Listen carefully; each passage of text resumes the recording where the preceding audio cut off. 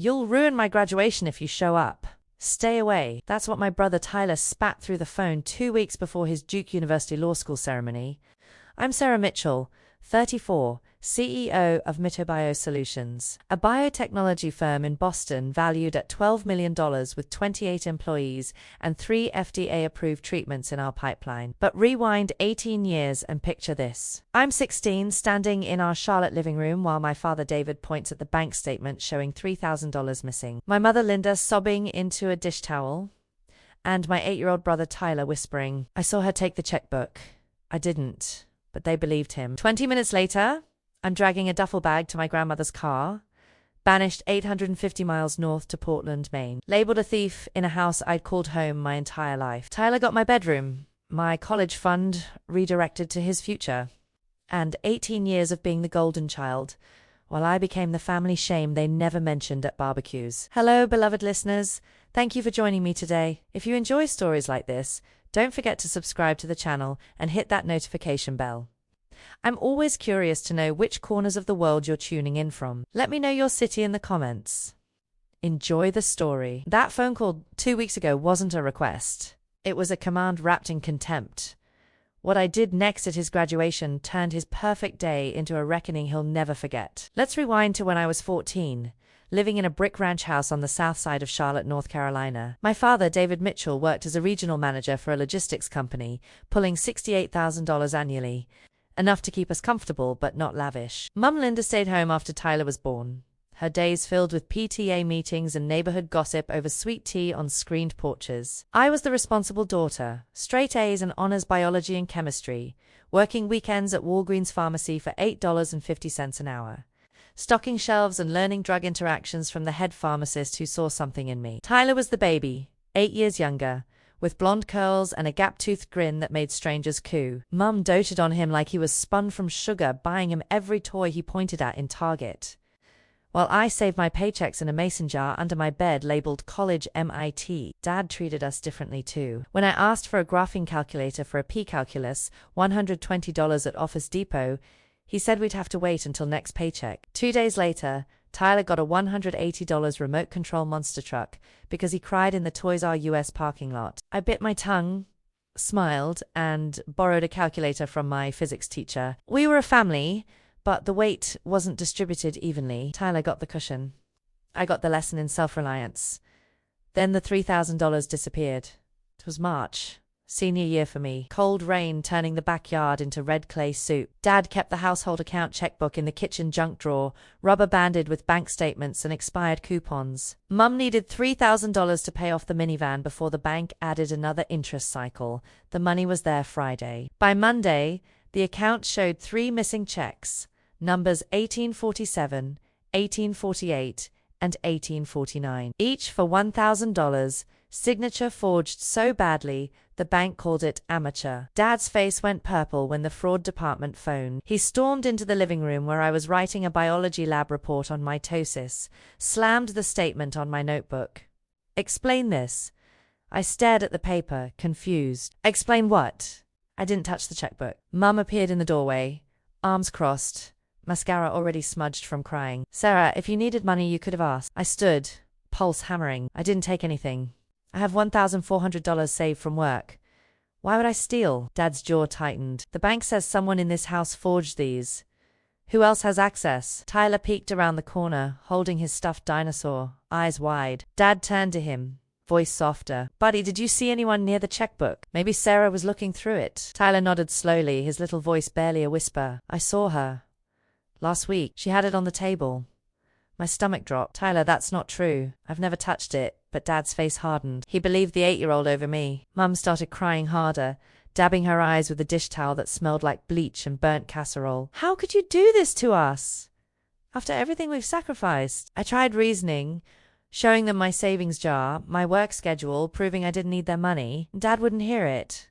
"Pack a bag. Going to Grandma Eleanor's in Portland until we figure out what to do with you," I begged. I cried. I swore on my future I hadn't stolen a dime. Tyler watched from the hallway, clutching that dinosaur, and said nothing to correct his lie. Within an hour, Grandma Eleanor arrived in her Buick sedan, her face carved from granite anger at how her daughter Linda had turned against me without proof. She loaded my duffel, hugged me tight, and whispered, "Thou'll regret this. You're going to prove them all wrong." Portland, Maine was cold, grey, and smelled like the Atlantic Ocean mixed with fishing boats. Grandma Eleanor lived in a modest 2-bedroom cottage in the Munjoy Hill neighborhood, 5 blocks from the waterfront, her walls lined with chemistry textbooks from her 30 years as a pharmaceutical researcher before retirement. She set me up in the guest room with a twin bed and a desk facing the window overlooking Casco Bay. "You'll finish high school here," she said that first night over clam chowder she made from scratch. "And you'll go to college, MIT, if you want it. I'll make sure of it." She believed me when my parents didn't.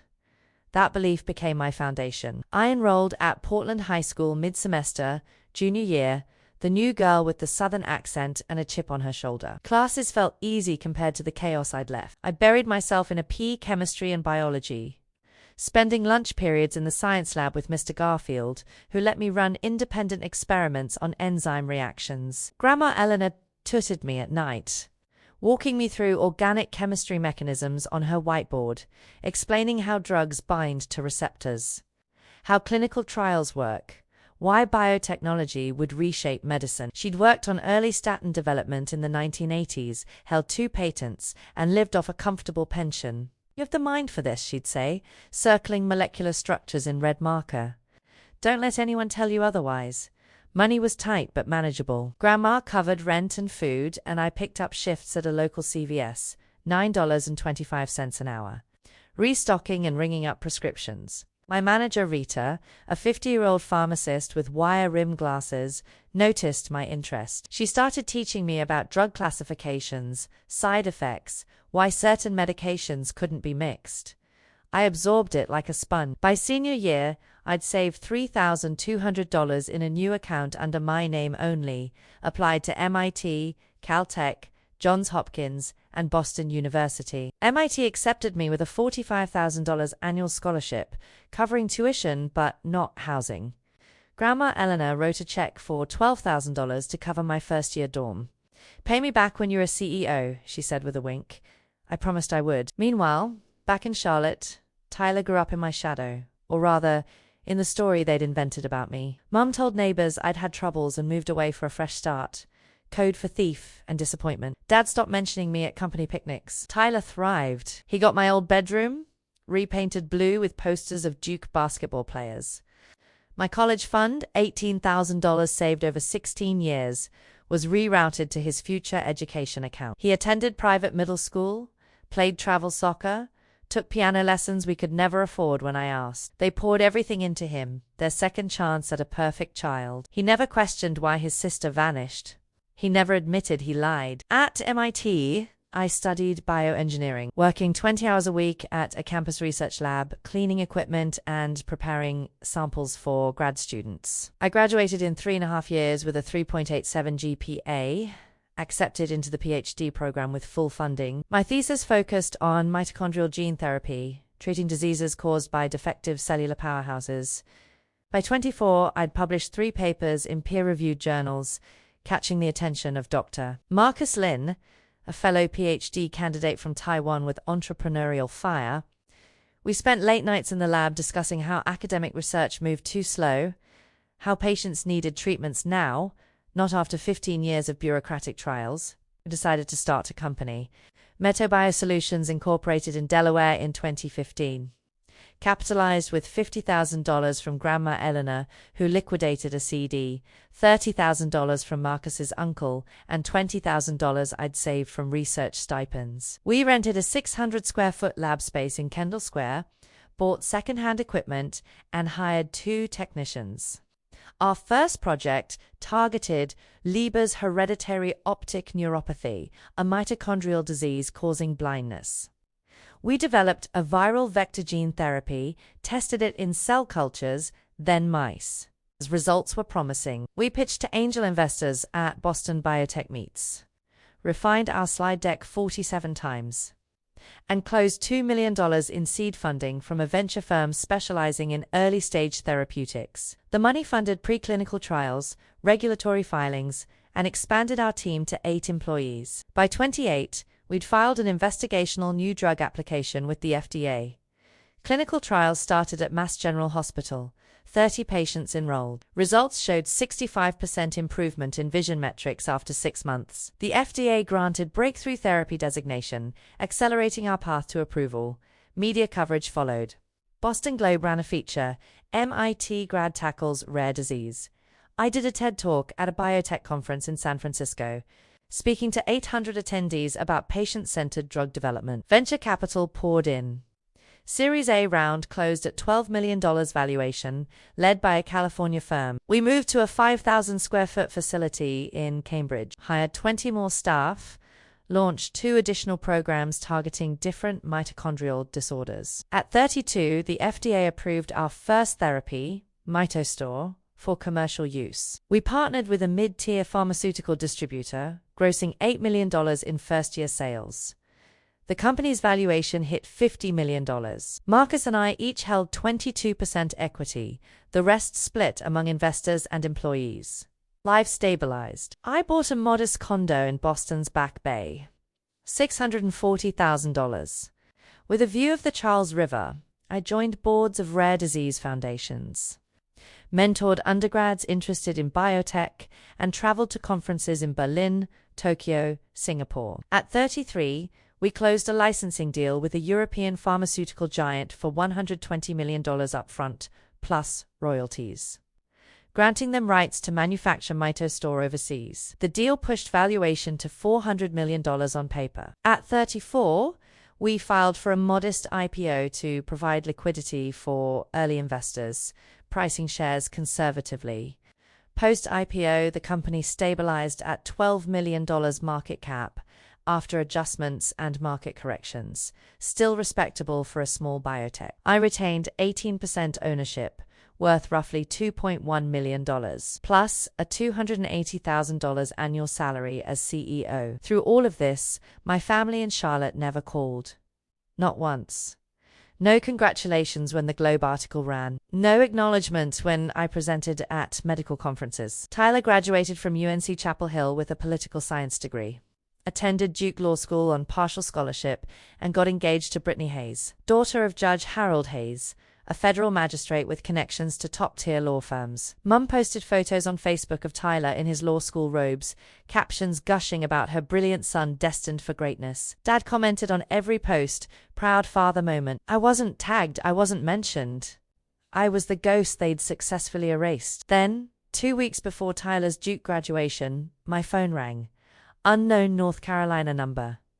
I answered out of curiosity. Tyler's voice, older, but still carrying that entitled edge. Sarah, it's Tyler. I paused mid-sip of coffee in my office overlooking the Charles. What do you want? His tone shifted, uncomfortable. So I'm graduating from Duke Law next month. Big ceremony, lots of important people. Brittany's dad, partners from the firm I'm joining. You know. I waited. He continued, Mom and Dad think it's best if you don't come. Your presence would rather not answer. You showing up would honestly ruin things for me. So stay away. The audacity hit like a slap. Ruin things? Tyler, I was exiled from that family at 16 because you lied about me stealing. You know I didn't take that money, he scoffed. That was forever ago. Water under the bridge. Look, you've done well for yourself. I've seen the articles. But my life is just starting, and I can't have the complicated family drama dragging me down. Just do me this favor. Stay in Boston. I held the phone, rage building slow and volcanic. Just think about it. I hung up. I called my best friend in coup, Rachel Torres, into my office. Rachel, 36, had been with MitoBio since Series A, a Stanford MBA with a law degree who handled our contracts and operations. I told her about the call. She leaned back, arms crossed. You're not seriously considering skipping it? I smiled. No. I'm considering going and dropping a bomb that'll vaporize his perfect day. Rachel grinned. I like where this is headed. I hired a private investigator, a guy named Dennis Walsh who specialized in background checks for corporate due diligence. Cost me $5,000 up front. Gave him Tyler's info, parents' address, Brittany's family details.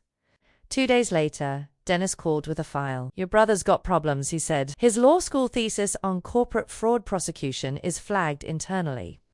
A professor noticed similarities to a 2019 paper by a Stanford JD candidate, Emily Zhao. I pulled both documents. Sections are nearly identical, including footnotes. He emailed PDFs. I compared them side by side. 12 pages, 4,200 words, lifted verbatim with minor paraphrasing. Plagiarism, plain and simple. Duke's honor code mandated expulsion or suspension for academic dishonesty. But Tyler had already walked at graduation rehearsal. The investigation apparently stalled or ignored. I also requested old bank records from 2007, the year of the missing $3,000. Grandma Eleanor had saved everything before she passed 2 years ago, storing boxes in her attic. I flew to Portland, dug through dusty files, and found it. The 3 checks, numbers 1847, 1848, 1849, weren't cashed. They were torn and discarded, recovered by the bank's fraud department as evidence of amateur forgery attempt. The signatures were childlike scrawl. The bank's internal memo noted, likely juvenile mischief. Account holder declined prosecution. Attached was a handwritten note from Dad to the bank manager. Family matter resolved privately. No charges. They knew. My parents knew Tyler had destroyed those checks playing pretend banker, and they let me take the fall because it was easier than admitting their precious son screwed up. I made copies of everything. The plagiarism comparison, the bank records, the memo. I contacted an attorney in Charlotte, Patricia Mendez, who specialized in defamation and personal injury. Paid her $3,000 retainer to draft a demand letter and accompany me to North Carolina. She agreed, intrigued by the case. 18 years of reputational damage based on a false accusation by a minor. We can argue intentional infliction of emotional distress plus defamation if they spread the story to others. I booked flights. Rachel insisted on coming as backup.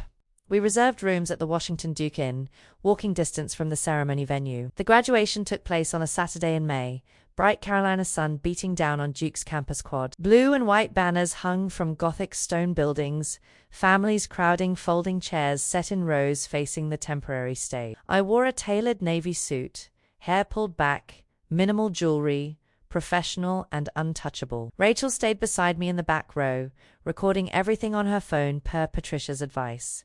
Tyler's name was called midway through the alphabet. He walked across the stage in his black robe, accepted the diploma from the dean, and beamed at the audience. Brittany stood in the front row, clapping enthusiastically, her father, Judge Hayes, beside her in a charcoal suit. My parents sat 3 rows behind them, Mum in a floral dress, Dad in khakis and a polo, both smiling like they'd won the lottery. The ceremony ended around noon.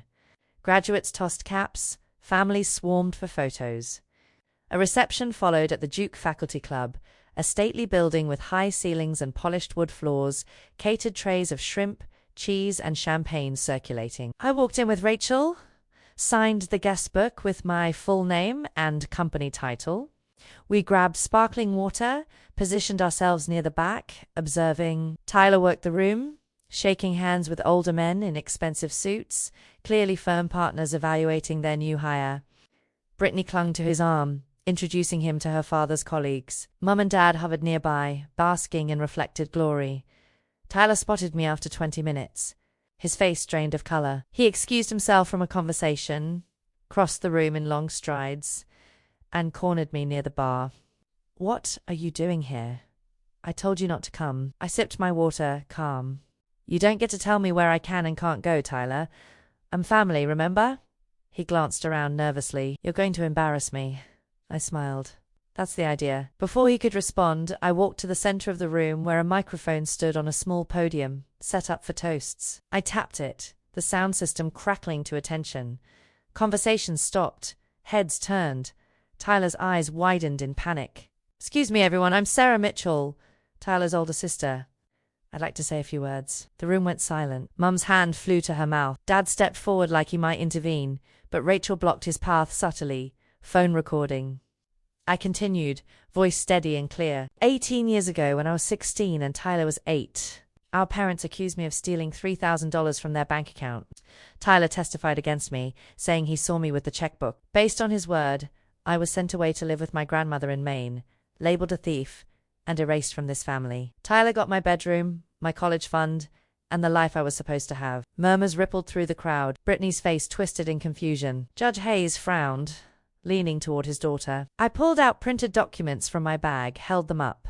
"These are the original bank records from 2007. The checks were never cashed. They were torn up by a child playing games. The bank's internal memo, which I have right here, states the incident was juvenile mischief, and my father declined prosecution because he knew it was Tyler. I walked to the screen used for slideshow presentations during the reception, connected my laptop via HDMI, and projected the scanned bank memo. The room gasped. Tyler's face turned crimson. "That's a lie," he stammered. "You're making this up." I clicked to the next slide, the plagiarism comparison. "This is Tyler's law school thesis on corporate fraud. And this," I clicked again, "is a 2019 paper by Emily Zhao from Stanford Law. Notice anything familiar?" I highlighted matching paragraphs in yellow side by side. 12 pages, identical phrasing, footnotes, arguments. The room erupted in whispers. A man in a pinstripe suit, clearly a senior partner from the firm, leaned toward his colleague, shaking his head. Brittany stepped back from Tyler, voice rising. "You plagiarized?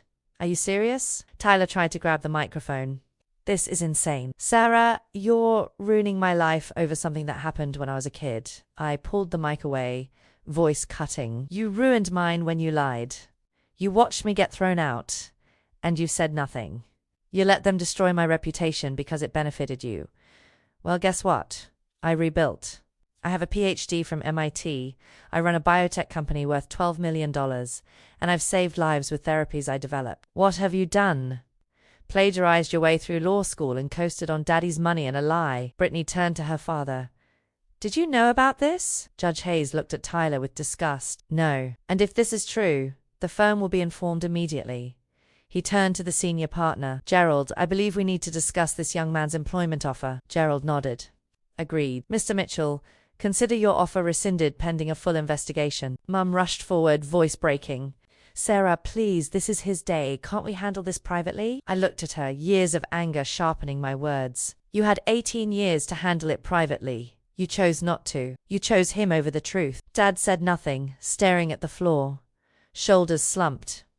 I turned to the room. "I'm filing a defamation lawsuit against my parents for knowingly allowing a false accusation to stand for nearly 2 decades, damaging my reputation and emotional well-being. Tyler, you're named as a co-defendant for intentional infliction of emotional distress. Expect legal papers within the week." Patricia Mendez stepped forward from the side, handing Tyler an envelope. "You've been served." Tyler's hands shook as he opened it. Brittany pulled off her engagement ring, dropped it on the table, and walked out. Her father followed without a word. The senior partners left in a cluster, murmuring. Guests filtered out.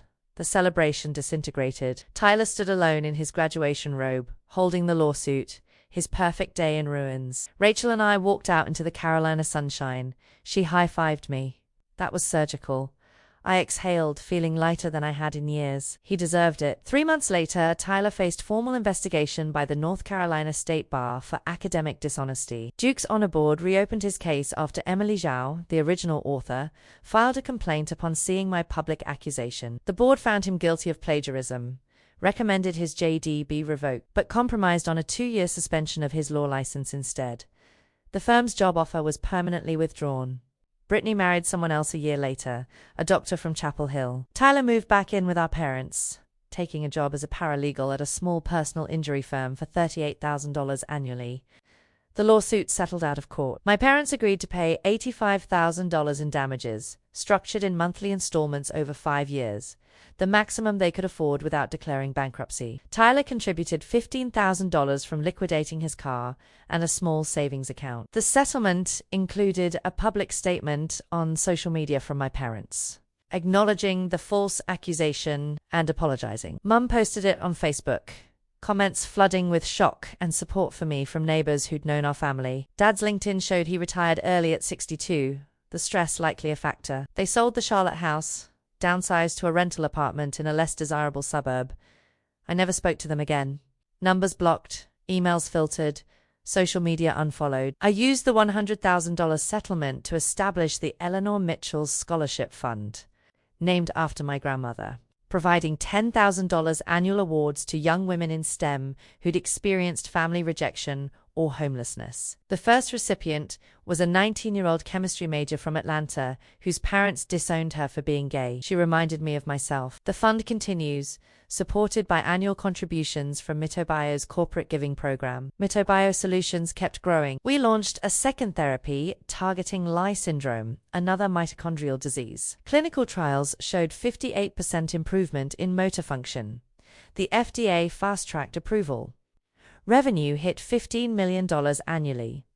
We hired 12 more employees, expanded to a 10,000 square foot facility in Somerville. Forbes named me to their 40 under 40 list in healthcare. I spoke at the World Economic Forum in Davos, sat on advisory panels for the NIH, and mentored dozens of young scientists navigating startup life. My personal net worth, calculated between company equity, salary, and investments, crossed $3 million. I bought a second property, a cabin in New Hampshire, near Lake Winnipesaukee, where I spend weekends hiking and reading away from screens. I dated occasionally, nothing serious, focused on work and personal peace. Rachel became a permanent fixture in my life, not just as Koo, but as the sister I chose. We traveled to conferences together, celebrated milestones with champagne and hotel rooms, and built something real that no one could take away. Tyler's life spiraled quietly. His LinkedIn showed sporadic employment, a gap year here, a short-term contract there. He never returned to practicing law. Brittany's social media showed her thriving with her new husband, 2 kids, a house in the suburbs. Tyler appeared in none of the photos. My parents aged rapidly, mom's hair turning white, dad developing health issues requiring expensive medications. They never reached out again. The bridge burned completely. I learned that forgiveness isn't mandatory. Society pushes this idea that you owe family grace, second chances, understanding. I owe them nothing. They chose convenience over truth, status over integrity, and the golden child over justice. I chose myself, my future, and the people who believed in me when biology failed. That choice gave me a career, a company, a purpose, and peace that money can't buy, but success certainly funded. The lesson here is simple. Don't wait for validation from people who devalued you. Build something so undeniable that when they come crawling back, you have the power to say no and mean it. Protect your truth, document everything, and strike when the moment demands it. Tyler's graduation was his coronation. I made it his reckoning. No regrets. Thanks for sticking through this entire story. What would you have done if your family betrayed you like this? Have you ever had to expose the truth publicly to get justice? Drop your thoughts in the comments below. If this resonated with you, smash that like button and subscribe for more stories about boundaries, justice, and rebuilding after betrayal. See you in the next one, where I share how I turned my company into an empire while my family watched from the sidelines.